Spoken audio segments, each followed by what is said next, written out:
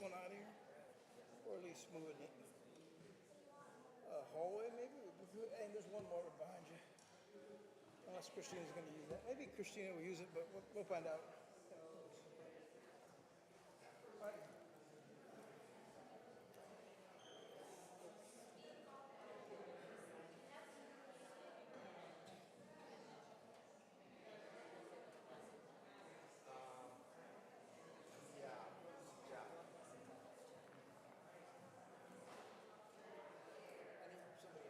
Yeah, I can do that. Just test it out for me. Okay, testing the mic.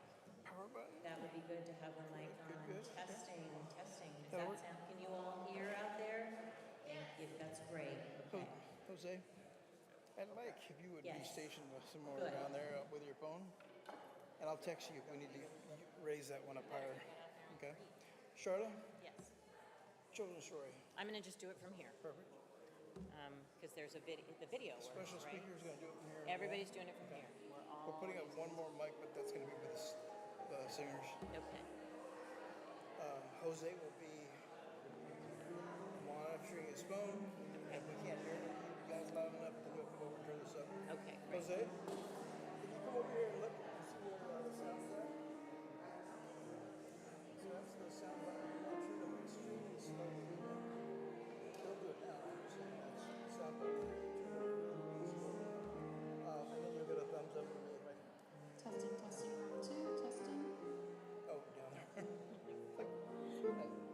Thanks. Jose. The slides and the video are still going, right? There's no sound on it.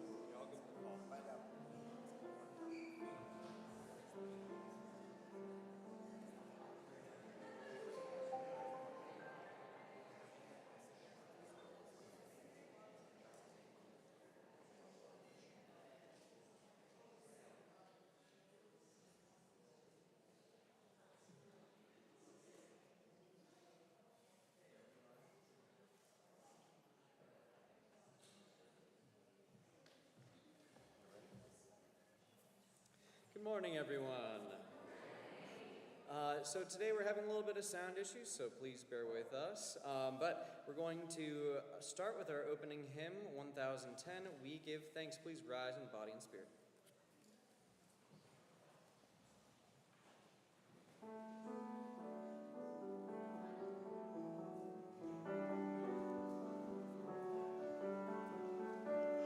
Oh, we give thanks for this precious day, for all gathered here and those far away, for this time we share with love and care.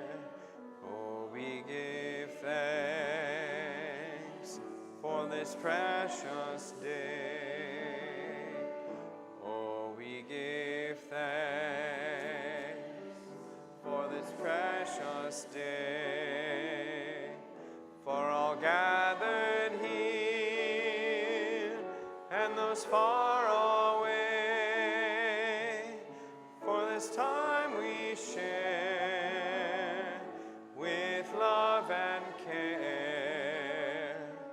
Oh, we give thanks for this precious day.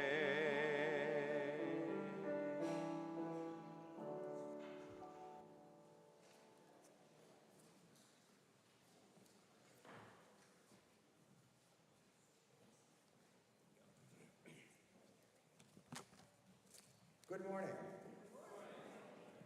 As you have probably realized, we have run into a number of technical difficulties this morning. But thanks to Christina and our able staff, we have overcome most of them. So those that lean on the loop to hear, I'm going to have to sign because we don't have the loop working today. If you don't hear us, please raise your hand and let us know. It sounds pretty loud here, so if I can hear it, my guess is most everybody can hear it except maybe those way in the back. So, Keith, you can be my sound check. Thank you very much, and away we'll go. Welcome to the Unitarian Society of Santa Barbara, and welcome to this community of seekers where we strive to live with integrity, nurture wonder, and inspire the actions that transform us and transform the world. Welcome to those that are seeking comfort and those that you are seeking hope. Welcome to those that are seeking resilience. Take another breath after a long week. Welcome to you, whoever you are, whoever you love, wherever you are on life's journey, whoever you are becoming in this moment. I welcome you into this community. I am Gary Welterman, a worship associate with the pronouns he, him, and I am delighted to be here this morning with our Charlotte Brigante. There we go, Charlotte. Okay. Recently back from study leave. We are also delighted to be joined today by our guest speaker, Chloe Corin. Chloe is a rabbinical student at the Hebrew Union College Jewish Institute in Los Angeles. And for those that don't know where that is, that's where the Skirball group is up on the 405. And a small note, the Hebrew Institute, was founded in Cincinnati, Ohio in 1875, and we were formed in 1876, so we're roughly in the same age group. And as they say in the news hour, the Reverend Julia is away.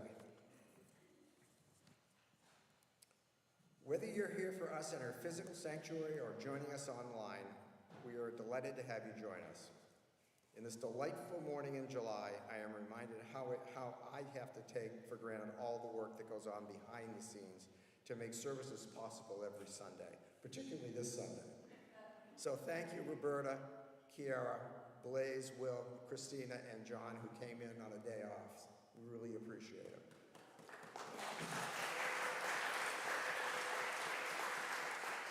And to this week's Sunday team, thank you. Thank you all for making it look so easy when it isn't. If you're visiting today, thanks for making the effort to be here. We'd love to get to know you better, answer any questions you might have about this congregation and what we're up to. And if you stick around, well, you'll notice we're always up to something around here. Even even beyond today's Sunday mornings. We gave out a notification on Friday, and I printed it off just to make sure that I didn't forget anything, which I know that I will. But it was 15 pages long. So there's lots going on. Please look at it, go back to your emails, and kind of check through the stuff that makes sense for you. Please stop by our visitors table or click the visitors button online so you can keep connected with us so we can get to know you about and know more about the things that are going on in the congregation.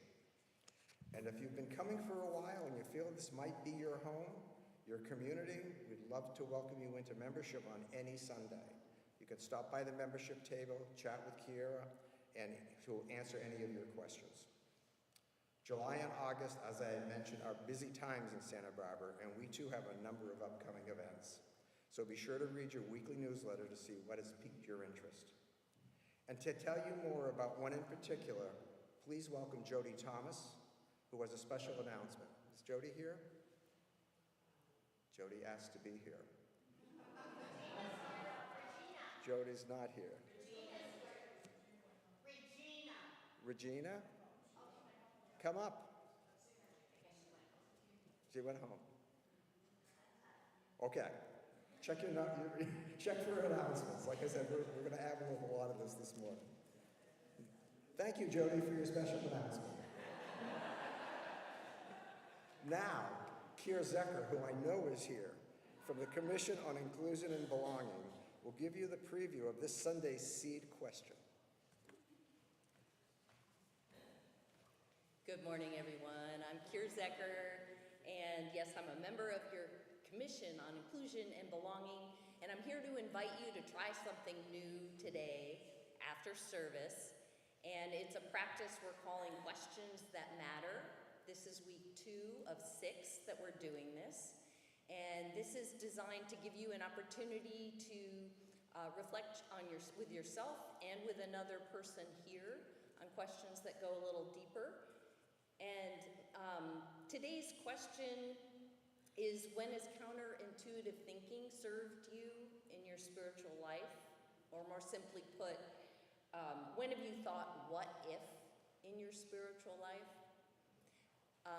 And this question will be posted again at the end of service after the postlude. If you're interested, come on up and we'll meet here and we'll pair you up with someone. It's about 3 to 5 minutes each sharing, so it's not a long time investment, but we hope you enjoy it and hope to see you after service. Thank you. Thank you, Kier.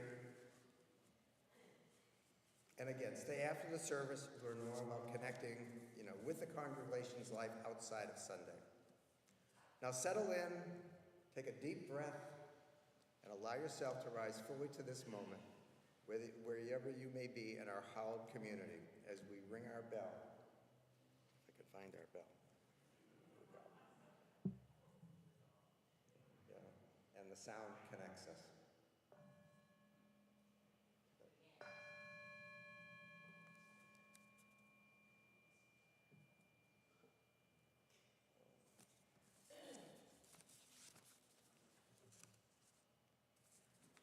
Okay.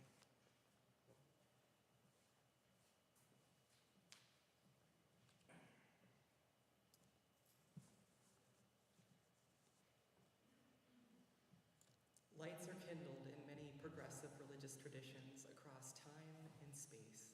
Today, we light this, the chalice, for our common call to create a kinder and more just world.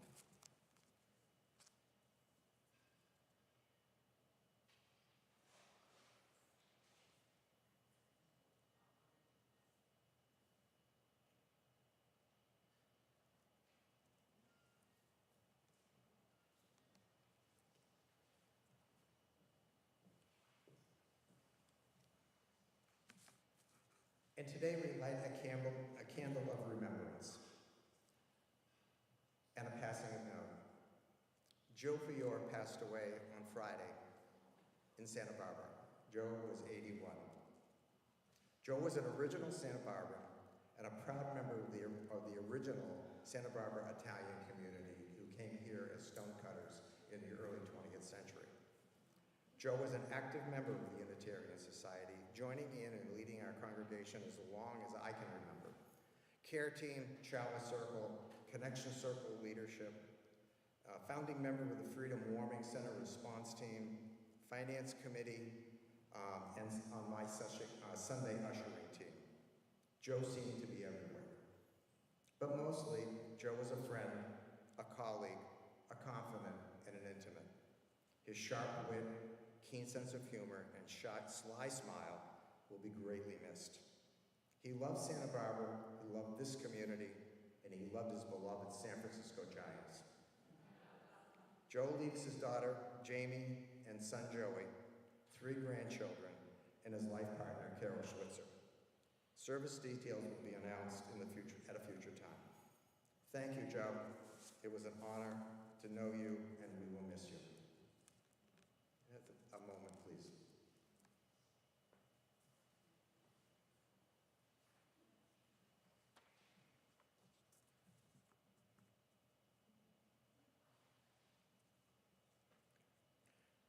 We are blessed at this time that we shared with Joe. Now he joins the ancestors, all those who have loved and have been loved by this community for a time. And on those shoulders we stand. Blessings on your children, blessings on your journey, Joe.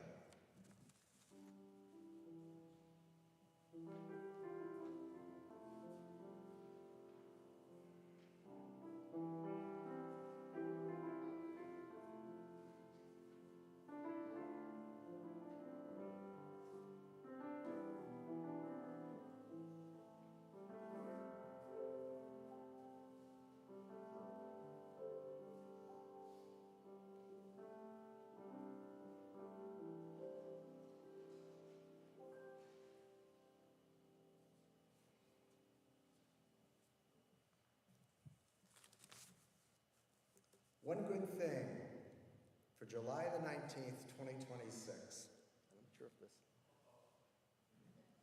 Well, it's finally here. Today at noon, the final fixture of the 2026 World Cup will commence. Argentina and Spain, La Alba Celeste versus La Roja. You can see who I'm cheering for. After 39 days and 104 fixtures across North America, this global extravaganza has become a wonderful reminder of how the world's biggest sporting event can bring people together. Countries large and small. Just a reminder, Cape Verde, that qualified and got into the 16, you go Cape Verde, is the size of Santa Barbara County. In perspective. And the support, record-breaking crowds coming from around the world, packing stadiums from coast to coast, and billions watching worldwide as tens of millions of Americans, believe it or not, producing the largest viewing audience in football history. But over time, the fixtures will become more memories of shared moments and of new connections between people who once were strangers. Visiting fans got to experience North America well beyond the pitch. Wandering fan festivals in Miami, Mexico City, and Toronto, road tripping between host cities, and discovering everything from Kansas City barbecue, free drink refills, and air conditioning. Stadiums in Los Angeles, Boston, Vancouver became gathering places for the Tartan Army, El Tri, Viking Row, Les Bleus, Les Grenadiers, and the thousands of supporters from dozens of countries. Swap scars, songs, stories, and even finding the trip itself, the diners, parks, and unexpected small-town hospitality in between as memorable as the matches. For a country sometimes, and rightfully so, accused of being isolationist and xenophobic, we were at our best when the world came to town. America, Mexico, and Canada met the moment, being warm and welcoming and kind to all. FIFA and U.S. politics aside, FIFA and U.S. politics aside, and whatever happens on this afternoon, the spectacle itself was already been a win. a month when strangers became neighbors over a shared moment. Imagine if we did this every day for everyone.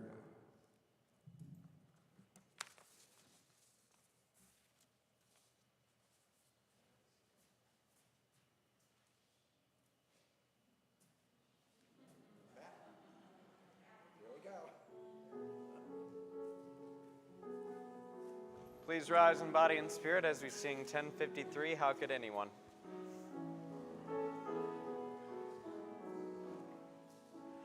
How could anyone ever tell you you were anything less than beautiful? How could anyone ever tell you you were less than whole? How could anyone fail to notice that your loving is a miracle? How deeply you're connected to my soul. How could anyone fail to tell you you were anything less than beautiful? How could anyone ever tell you you were less than whole? How could anyone fail to notice that your loving is a miracle? How deeply you're connected to my soul.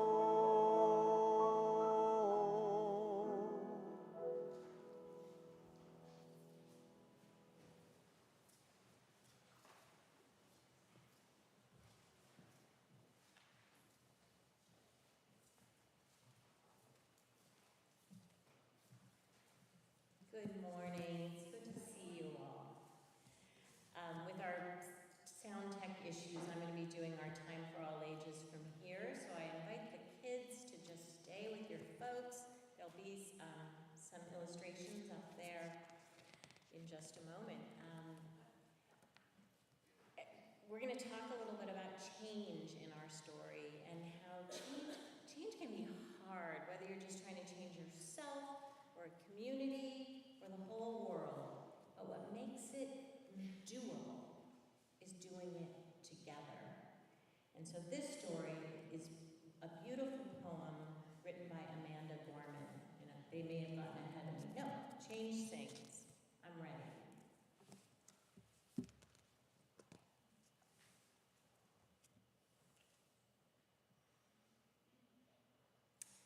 I can hear change humming in its loudest, proudest song. I don't fear change coming, and so I sing along.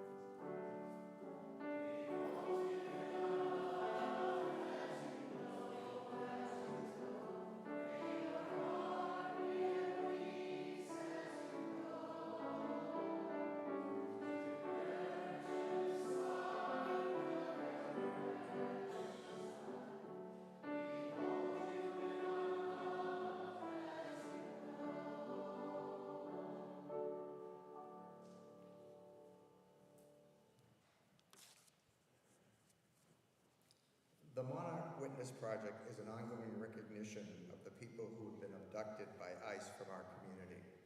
We began this practice in November 2025, and the number of butterflies on our branch has grown to 790, representing the people that have been taken through the first half of the year. Today, we add 5 more to our tree.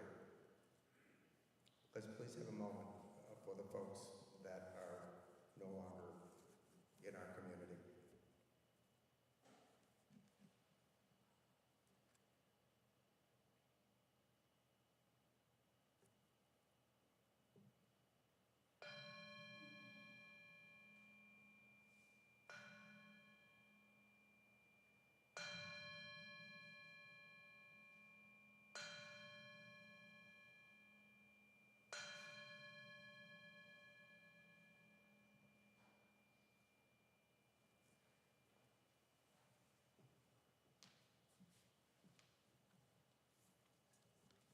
We're about to enter into a moment of silence together, a tradition in this congregation. And as we prepare to do that, I invite you to bring your attention to your breath and observe it for a few cycles. And see if you can bring your attention to the pause at the top of the inhalation and at the bottom of the exhalation. This tiny moment of stillness that we carry throughout all our days.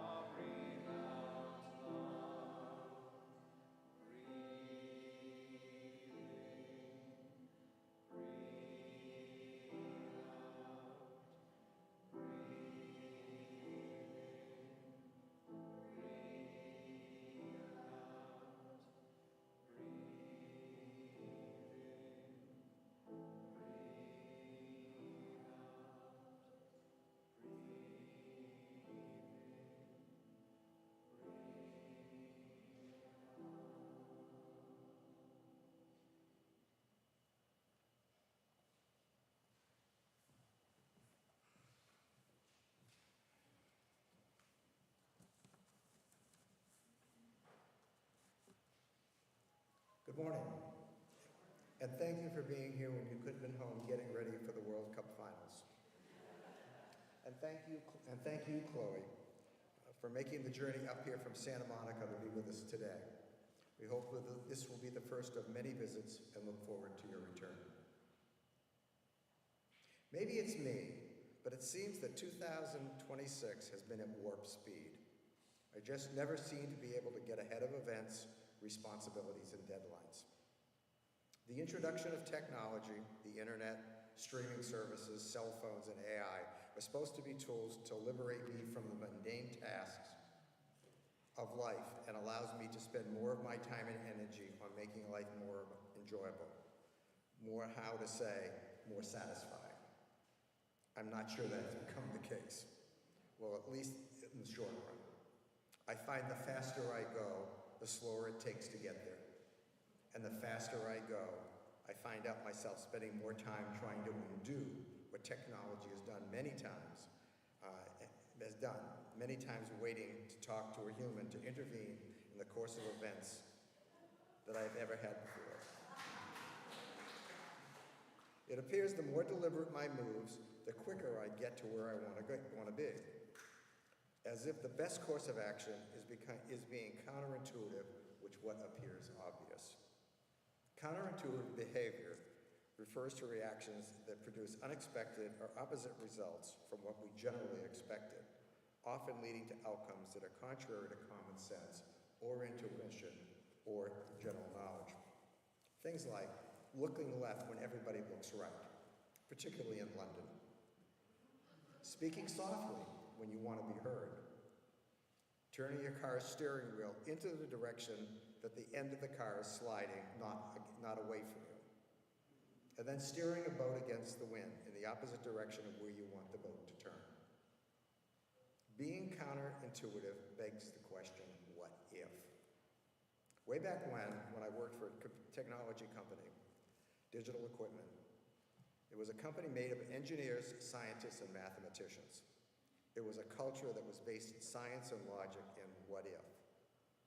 If in college, I had a history and anthropology degree and was trained in the humanities. It was an interesting mix. In meetings, I found that when I asked to give an opinion, my thought was perceived in one of two ways. I was either viewed as incredibly profound or hopelessly naive. Nowhere in the middle. But somewhere in the middle was the truth.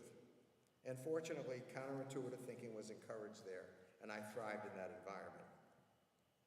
Later in life, the Unitarian Society of Santa Barbara fit that profile. Unitarian Universal has a history of being counterintuitive to the general religious wisdom we have. In fact, we were founded on that premise. When I was looking for a spiritual home, I was looking for a place that didn't end sentences with an exclamation point or a period, but rather with a question mark. Always open to alternatives. I was drawn to a place that quietly, most of the time, encouraged me to be myself, see how I fit in, and then make adjustments as my life changes. I wasn't told this is how it had to be done, but rather I was encouraged to ask, what if? And that spoke loudly to me.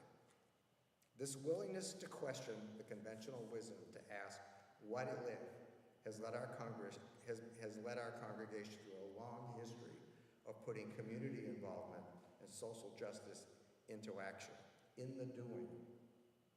We are a congregation of doers. For 150 years, our members and friends have managed to have an outsized influence on Santa Barbara. We always have. Santa Barbara Unitarian Universalists have been mayors, have been engineers, have been our teachers, have been our public spokespersons, and this legacy continues. Let me show you what I mean. Either by standing or a show of hands, who is involved with an outside organization, and if you are, shout out their names. Who has been involved with social justice?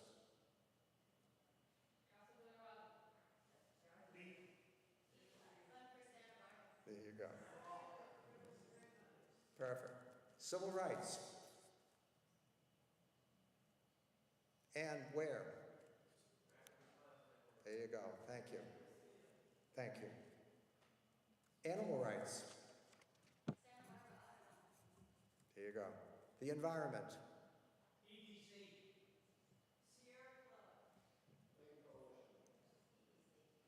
LGBTQIA plus. PFLAG. Indigenous rights. Immigration rights.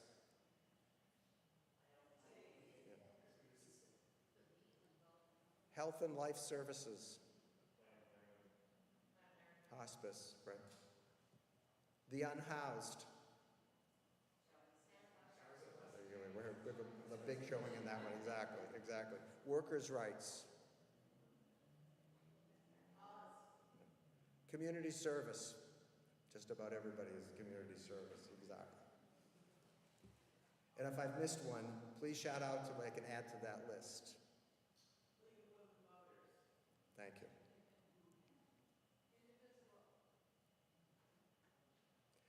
New members keep coming here not because we advertise or speak loudly. Rather, they are drawn by your involvement day to day, week to week, year to year. Because you ask, what if? Our capital campaign, Bridge to the Future, a campaign for a resilient community, expresses the self-fulfilling prophecy. If we build it, they will come. Or if we do it, they will come. And I quote, "For generations, USSB has stepped forward to provide essential services to the larger community. Now we are preparing to take the next step, becoming a resilience hub. As a resilience hub, our campus will offer clean air during smoke events, provide a safe cooling location in times of extreme heat, and deliver off-grid charging when power is lost." This bias toward action and doing continues. Last year, when we were asked to upgrade and modernize our facilities to support this effort, not only for our members, but also for Santa Barbara, your response was a successful capital campaign, which raised over $2.5 million in pledges so that we have the ability to do. Ann Johnson, a longtime member years ago, said it best, and again, counterintuitively. When giving, it's best not to give until it hurts. Rather, it's best until it feels good. We have once again lived up to her words. I leave you today with one more thought. Years ago, an upper-level French philosophy course had a one-question final exam. Pourquoi? Why? The students in the classroom spent hours writing their responses, filling their exams book. All but one. That student turned an exam after a minute with a 3-word answer. The professor smiled. Their answer? Ne pourquoi pas? Why not? That student received the only A. Thank you.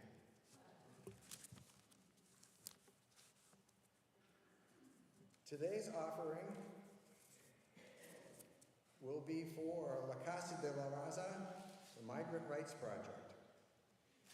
Our outreach this month is next to Casa de la Raza Migrant Rights Project at the Restorative Justice Education Center. La Casa was selected by this congregation by one of 3 recipients for the next year. So it's greatly, all of us feel it is the right thing to do. So please join me in the affirmation of gratitude and giving in your order of service. Let us be grateful when we are able to give, for many do not have that privilege. Let us be grateful for those that share their gifts with us, for we are enriched by their giving. And let us be grateful even for our needs, so that we may learn from the generosity of others.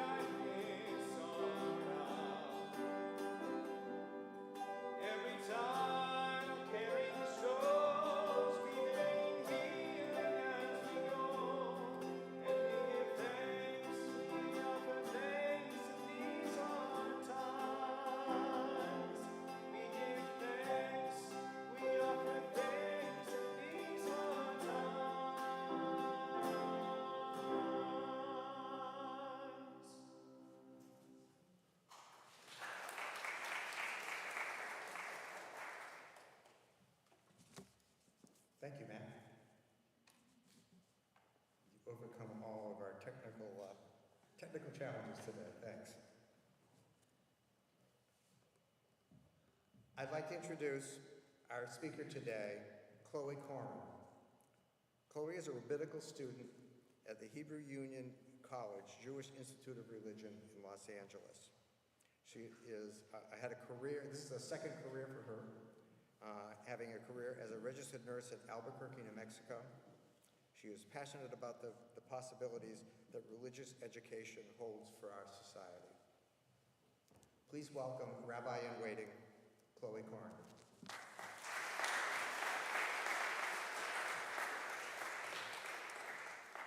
I am grateful to my friend, the Reverend Julia Hamilton here at the Unitarian Universalist Society of Santa Barbara, for allowing me the opportunity to share with you one of the things I am absolutely the most passionate about, and that is progressive religion and what it can offer.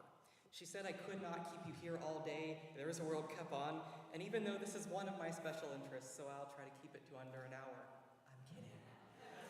Briefly, to introduce myself, as I am a total stranger to each and every one of you, my name is Chloe Corin. I'm a second-year rabbinic student in the Reform movement, and I am a Weitzman Joint Distribution Committee Fellow.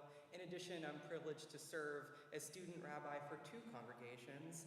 My beliefs and statements are my own and may not reflect that of my movement or congregations. In the remaining 5 to 10 minutes of my day, I am married to the Reverend Angela Herrera Corin, formerly the minister of First Unitarian of Albuquerque, New Mexico, the city where we met. I am also a dedicated nerd of all things Star Trek, Star Wars, and Dungeons and Dragons. Before my conversion to Judaism, I was raised in, and I think for a long time truly believed in, an evangelical religious tradition.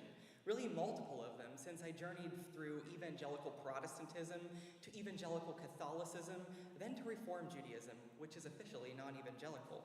The last transition was very simple, because as we say, ex-Catholics make the best Jews. We already know how to follow all the rules.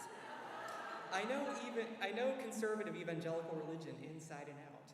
I know how they think. I know what they believe, and I know why they believe it. I can quote the scriptures, cite the interpretations, and I know the tricks and the gotchas, the strengths and the weaknesses. I know how to capitalize on existential questions that lead people to evangelical religions.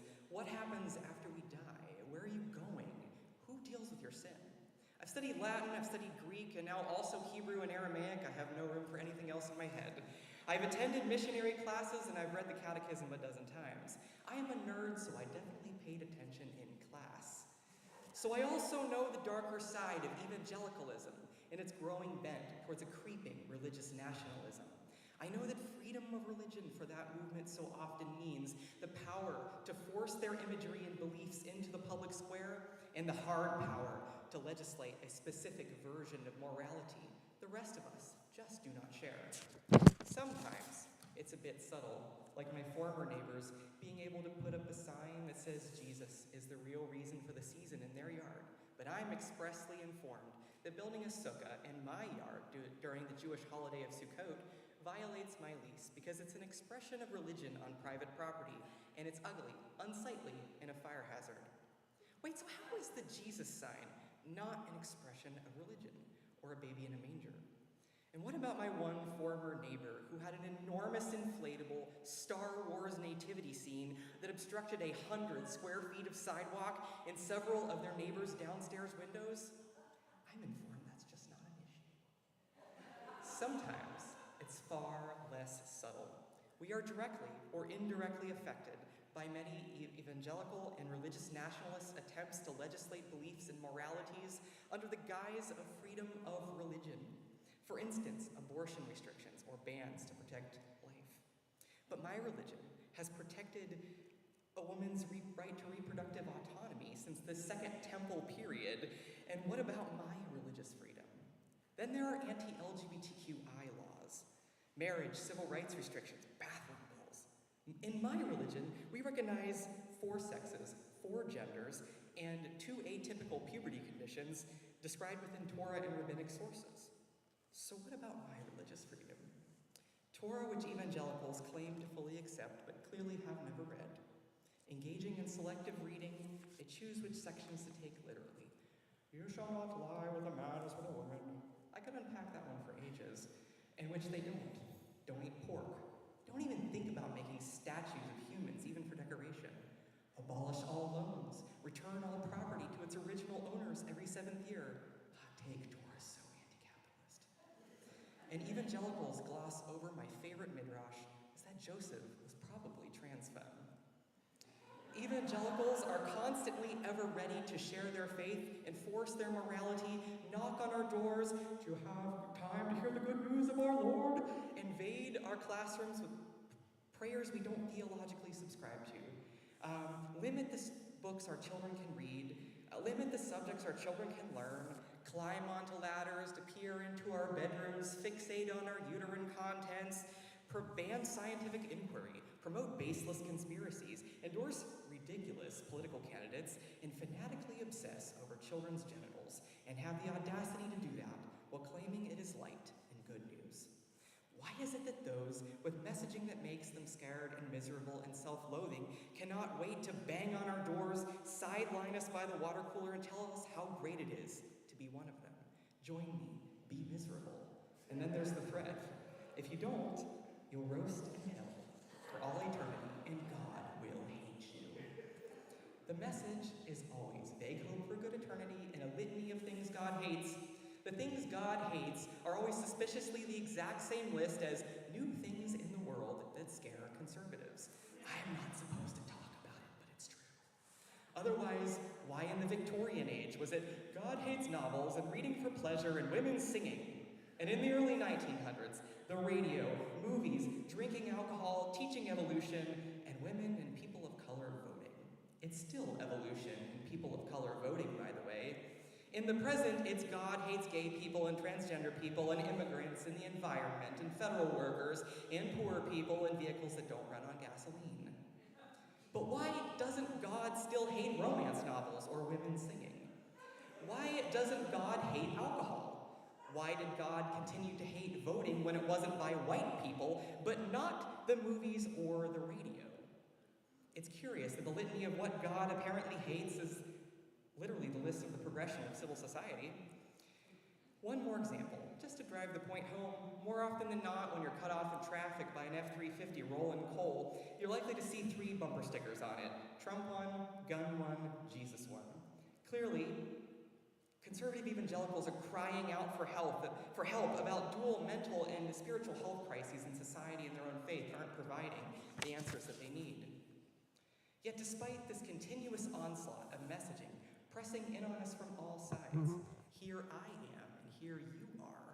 Some of you, like me, are ex-evangelicals. Some of you might be evangelicals who wandered in here on a whim, and I'm sorry. Yet for some reason you're sitting here, sitting right here in this Unitarian Universalist church, listening to a Jew tell you something you'd probably never hear in any other progressively religious space. And that is that we, the progressively religious, us Jews and you Jews, progressive Christians, progressive Muslims, and my absolute favorite among you, religious atheists. You're atheists and you come to church, so you count as religious to me, who believe the message of our faiths is not what conservative, nationalistic, religious fundamentalists tell you that it is. We have a secret weapon. We have a message too. And that message is hope. That message is energetic, radiant, and incandescent hope. A modern Jewish teacher, Rabbi B'nai Lapi, says that when belief systems are faced with a crisis, they can go one of 3 ways. Option 1, they can go regressive, double down, fortify positions, stick their heads in the sand. Option 2, you can chuck the baby out with the bathwater and abandon the tradition entirely. And option 3, you can find what works and build on it, modify what doesn't work, and create something better that allows us to go forward. We watch as fundamentalists go option 1 and retcon regressivism as good news to be shared, and at a last resort to be legislated and strictly enforced upon a polarized nation.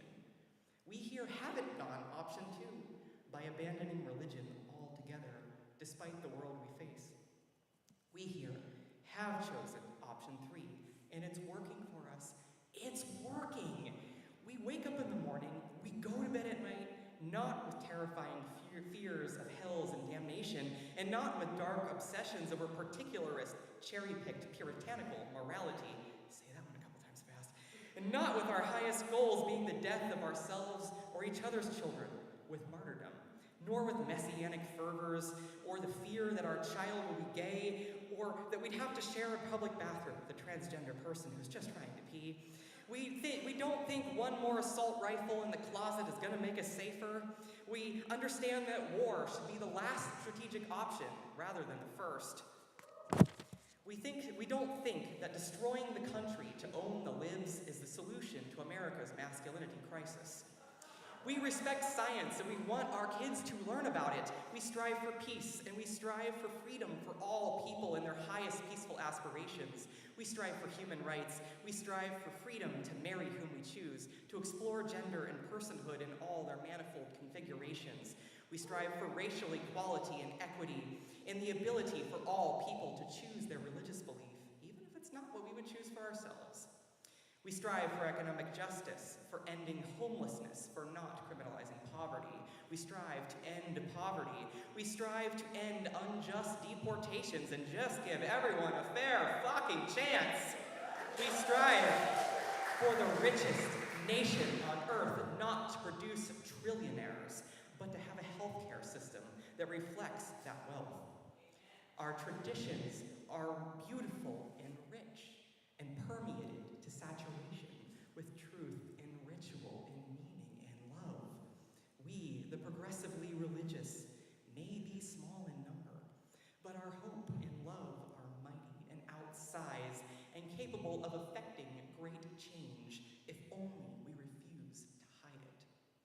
So much of what I say here is couched in terms of the dominant culture in religion. I'm a Jew, using terms like evangelical because of how far that culture has shaped my language.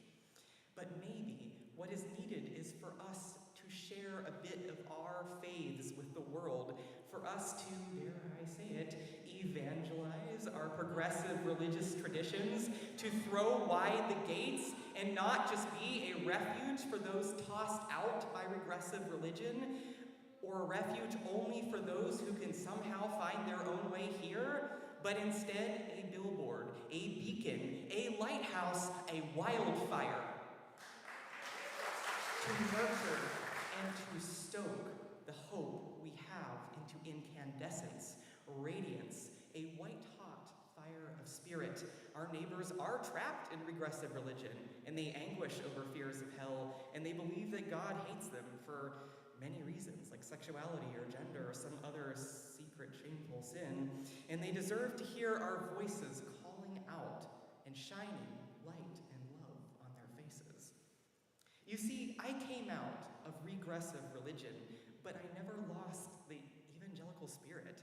I believe my tradition has a lot to teach and much hope to offer, and I want people who are drawn to it to have an opportunity to explore their connection to it. I want people to know that when I journeyed through multiple Christian traditions, I found in Reformed Judaism a faith that calls me a queer person, B'Tselem, Elohim, made in the image of God. I feel loved. I feel intensely the nearness of the presence of the divine. Why should we, in progressive traditions, consider adopting an evangelical approach?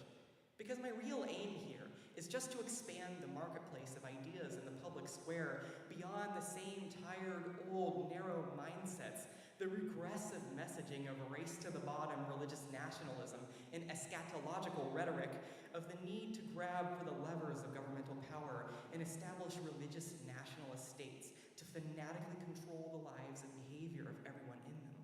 I want to hear your message in competition with that. I want you to evangelize, to be unafraid to compete for the megaphone and broadcast hope, to share with people how you came to believe in a message of sanity, sense, acceptance, positivity, openness, love, abundance, rational inquiry, peace, and justice. You see, if we can get people out of the places where doom and hate are preached, where the ecosystems, where the social support systems, where the spiritual bulwark of the conservative, evangelical, religious, nationalist information bubble exists, and into progressive churches, progressive mosques, and progressive synagogues, why then we change the game. We provide an ecosystem for love and hope, a social support system for love and hope, a spiritual bulwark for love and hope. And then we change the culture. This is not difficult. You already have your message. To paraphrase Deuteronomy 30:12 to 14, it is not in the heavens that you should say, who will go up to the heavens and get it for us? Neither is it beyond the sea that you should say, who can cross to the other side of the sea and get it for us? No, the thing is very close to you. It is in your mouth and in your heart. Your message is already in your mouths and in your heart. Go and share. Again I say, it's time to throw wide the gates, to be billboards, beacons, lighthouses, and wildfires. Our message is incandescent, so why hide it? May it illuminate the path of those wandering and lost, and may they be drawn to it, and may that flame be stoked in them as well. Thank you so much.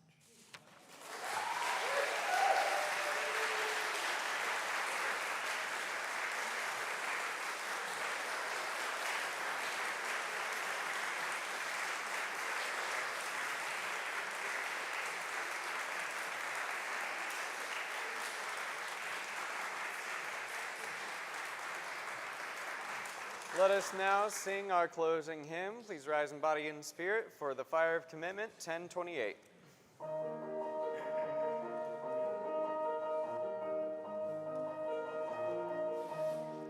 From the light of days remembered burns a beacon bright and clear, guiding hands and hearts and spirits into faith set free from fear.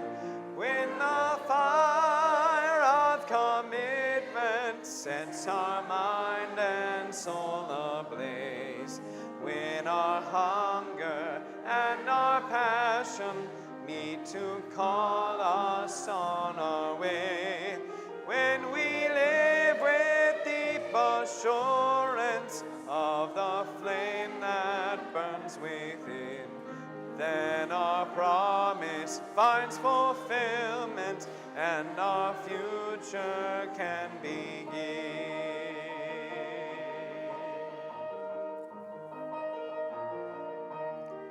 From the stories of our living rings a song both brave and free, calling pilgrims still to witness to the life of liberty. When the fire of commitment sets our mind and soul ablaze, when our hunger and our passion meet to call us on our way, when we live with deep assurance of the flame that burns within, then our promise finds fulfillment and our future can begin.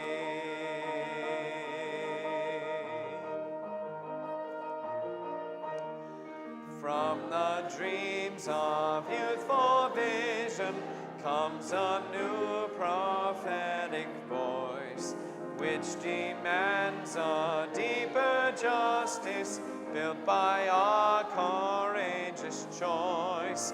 When the fire of commitment sets our mind and soul ablaze, when our hunger and our passion meet to call us on our way, when we live with deep assurance of the flame that burns within, then our promise finds fulfillment and our future can begin.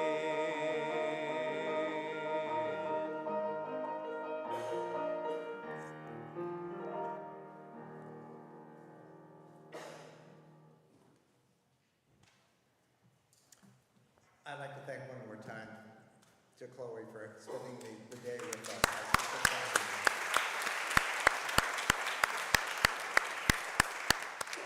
And Chloe will lead us in our closing. As we we extinguish our chalice, may the light of love shine out from you, out from within you, be gracious unto you, and bring you peace. From this day we are given. Let us rejoice and be glad in it. And let us call out a blessing.